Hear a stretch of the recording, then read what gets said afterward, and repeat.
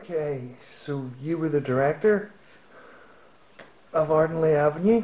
I was, yes, and writer, and in fact acted in the film as well.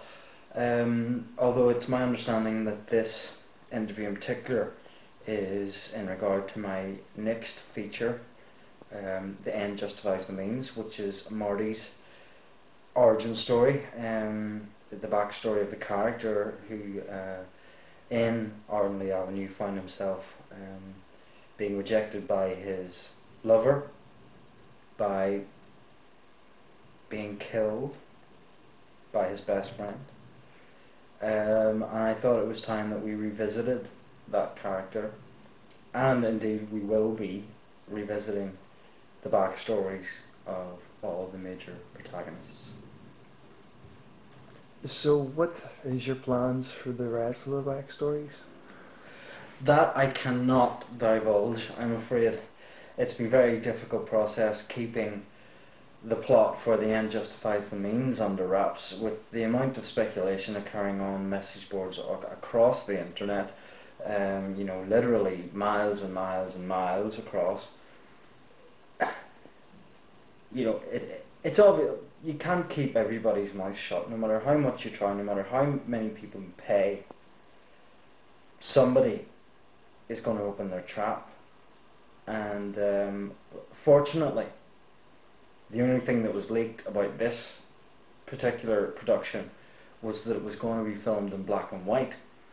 Now, there was a major reaction in the fan base to the fact that we were doing a black and white feature, a monochrome presentation, if you will. Some people argued that the world wasn't ready for a black and white film. The colour films were the only things that sell. However, I am of a different mind. I think that black and white film, especially for this piece, is perfect. I find the Marty character to be very, very black and white. He has white skin, he has black hair. It's perfect. We find that the choices and decisions that he makes are black and white. There's very, very, very little grey area with this character. So Marty, filming has wrapped. How did you feel again about stepping into the shoes of Marty once more? Well, it's an exhausting process. It just takes such a long time to get into the character and work through the script. An excellent script done by Stephen Donovan. Well, yeah, there's no questioning the quality of the material. But in terms of an actor, how do you think you filled or fleshed out that material, as it were? Well, I think I did a pretty good job. There was a couple of tricky bits, but in the end, I think I made the part my own. Well, that's certainly evident.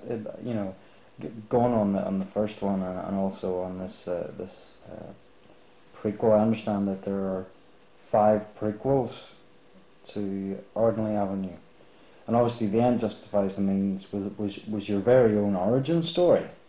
So do you think that it adequately catered? I think it portrayed everything well, and just the script writing was fantastic, and couldn't have been better. The ending I particularly liked. What about your on-screen colleagues? Did you find that there was any difficulties behind the scenes, or did you get on with everybody quite well? Well, there was a fight with Owen to try and get him naked. Or wait a minute, no there wasn't, we just got him drunk. Okay, yeah. Just give him a few beers and that was him. So what about the cost Cost? of producing the film? Well, I don't really want to get into finances, but Importerance Productions have been very supportive of my vision. and I think it's fair to say that they will support me financially. They will support me. Yeah, in fact, yeah, they're just paying me to do this. So, again, cost. It hasn't occurred to me about the cost. I mean, if you look at the makeup employed in Sharky Magenti's character in this particular piece, or the special effects used in Ardley Avenue, I mean, the motorbike certainly wasn't free. The little wee white thingy things that Boyd had his head pushed into, I mean, they're hard to come by. So, they're a great support team, and the best way that they can support me is by paying for everything, and I don't get wrapped up in production costs or anything like that. That, you know, I send them the receipts and they take care of it. Okay.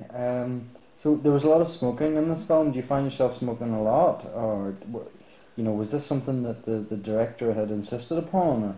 Yes, the director insisted upon it in nearly every scene for somebody to be smoking, preferably me, to get the actual proper atmosphere and ambience. Sure, sure. I mean, that type of film requires that, and again, it's another shining example of the method acting employed by you and your colleagues. Would you think that that was a fair assumption? Yes, I would think that would be very fair. Say it all requires that sort of scenes and those sort of things require smoking a lot. But I was willing to give it a go. So how have you found all this newfound media attention? Heat magazine are on your case every 20 minutes. I believe FHM have you lined up for a photo shoot. Well, I just take it one day at a time. I've help from friends and family, and they sort of arrange stuff. Just tell me you have to be here and here and here, and arrange some conflicts. And I suppose some fights. Any inconvenience is most likely offset by the financial gains.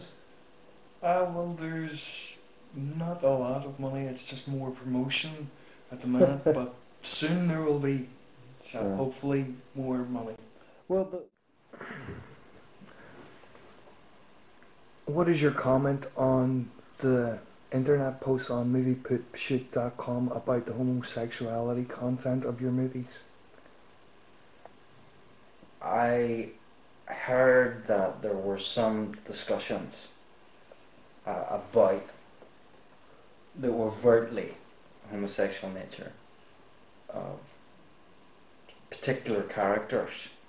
While I will stand on record in ensuring and confirming that all my actors are straight, that there is no funny business, the undertones that these people are talking about are real. They're there. I put them there. Yeah, these things don't happen by accident. When you're casting a piece, you're casting chemistry. You're not casting the individuals. You're not casting their sexuality. And if it just so happens that it's men on screen, what can I say if there's natural chemistry occurring there? Then it's all the better for my production. It's all the better for the audience. I don't know why the audience are even worried about this.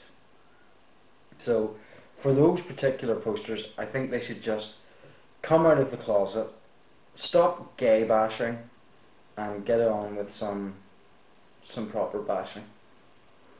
So what do you think about the recent article in Empire magazine calling you an absolute genius? Well, as I say, I don't really pay much attention to comments made by so-called journos, but these people, they get paid to fill these column inches, and I'd much prefer that they filled it with stuff like, isn't Stephen a genius? Christ, what's he going to do next? I'd rather they did that, because it makes for better reading than, oh, there's lots of gays. Well, the thing is that I think it's fair to say that you were the star of Ordinary Avenue, and obviously the end justifies the means as your origin story. Can you give us an insider's look? Are the other four prequels going to feature you as heavily as these two that we've already seen? I'm not quite sure, but I think it will feature me heavily to a certain extent, but more in the background, not as a main featured character. How did you feel the first time that you got your hands on the script? I was confounded by it. I just thought it was fantastic. Um, I just don't know where he got so many ideas from. Well, it's obviously, I mean, The character Shark sure, Magenta was sure, brilliant. sure, yes, it was a masterstroke. I mean, I've never seen anything, a certain device, as filmmakers tend to call them, a device like that employed so effectively, in the sense that, you know, without it, you would have had a very, very hard time. Of course, it would be very difficult without such a bad character, an evil man, uh, hell bent on trying to destroy my life. No seeing about. Get it done. Certainly, it starkly contrasts with your anti-hero stance, and in some way, sort of a metaphor for the contrasting black and white of the film. Did you think that the film being in black and white, do you think that would put off audiences? I don't know whether it would put off audiences, not die-hard fans, at least anyway, but I know there would be some people that would be put off by it being black and white, but there'd be other people that would go, that's different, no, that's a bit unusual, so we'll maybe give it a go and hopefully get back to the original Ordinary Avenue show. Sure. But you've also been victim of some very harsh criticisms, especially in the press. Do you find that quite difficult to handle? Really, I don't follow the newspapers too much anymore. I just get fed up with it. Just getting slander all the time. Well, NME said that you were the most vile and loathsome person to ever walk this planet. Do you think that that's a fair critique of your existence? No, I think that's just more the character rather than myself. So I just Sure. pretend it's more the character rather than me myself.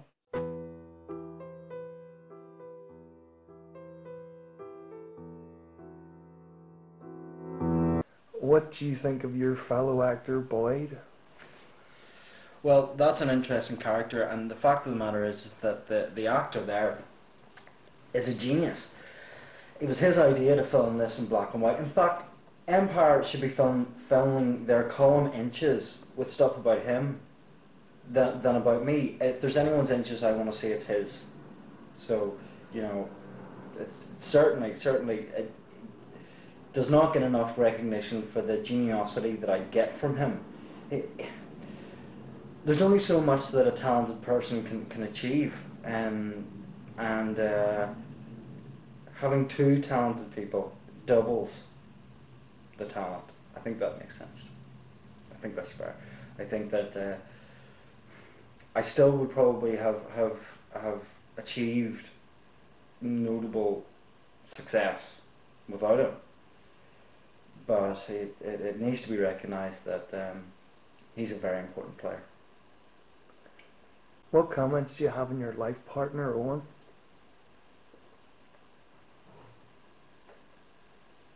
Try a different question.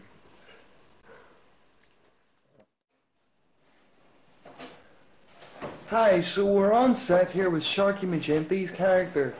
Yes, we would just like to ask you about the makeup. How long does it take? How hard is it to do? Well, I find that the situation warrants such laborious time that I'm very happy to deal with it. What about your character? He plays a very evil man. What do you think of the backlash in the press about this? Well, the press really have nothing else on me, you know. They know me from the theatre, and they don't really know anything.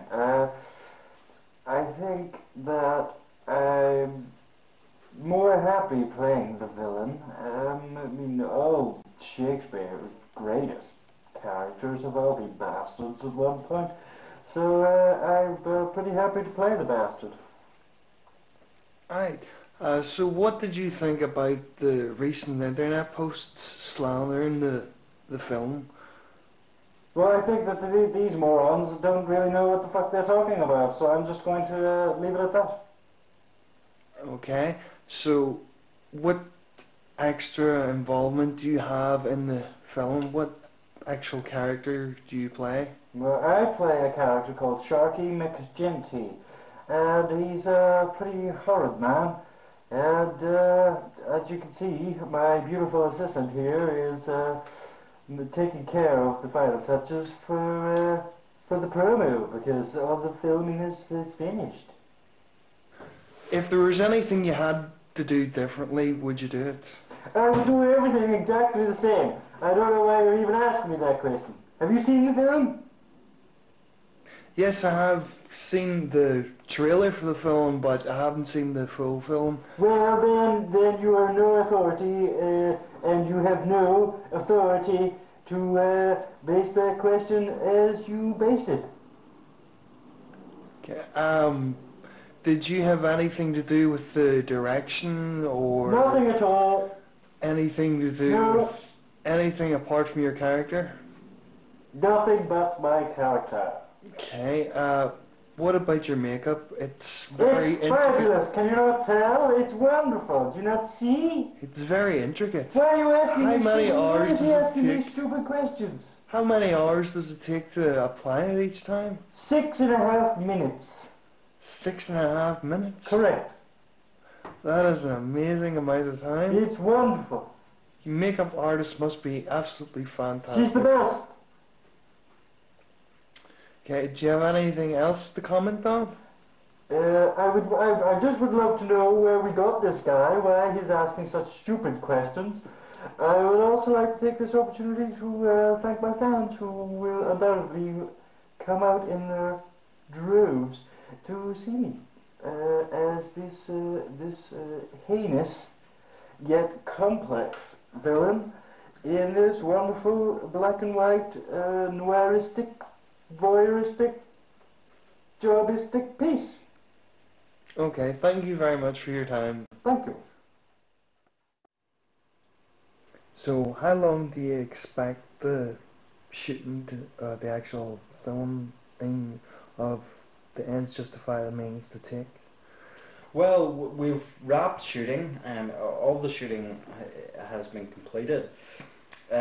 We've had a few test screenings that we're receiving some great comments and great feedback, especially from the actors themselves. And I believe you've already spoken to our star. On average, I look to complete a film in 130 days. If I can film it and complete it, I can film all the location work in a week, then I'm happy. The remainder of those 130 days, essentially 123 days, is on post-production. It's on editing. It's on the sound.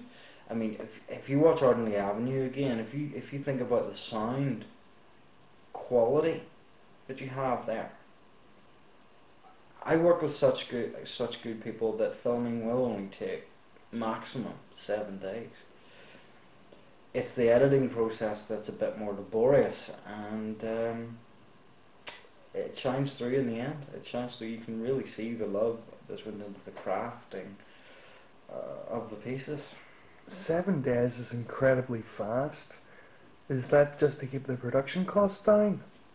Or is there any particular reasons? Certainly not. It's not a question of finance. It's the fact that I'm working with such talented individuals that I think most directors find themselves in a situation where they maybe have to shoot maybe 40 feet of film per line, and I'm looking to shoot maybe the line. You know, if I get that line the way that I see it and the way that it's written on the page, I don't need any other takes. I don't need any other time, because it's so fantastic to begin with.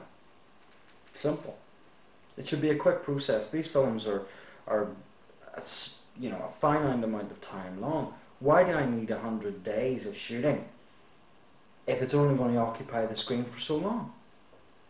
I don't get that. Okay, well, thank you for taking the time, Mike, to talk to us. Thank you.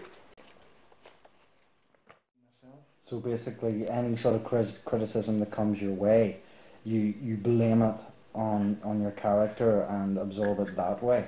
Yes, because it's not actually me, it's just the character they see on screen. Right. Okay. Okay. All right, Marty. Thanks very much for your time, and let's hope that this film is as successful for you as the first one was. Not a problem, thank you very much. No problem.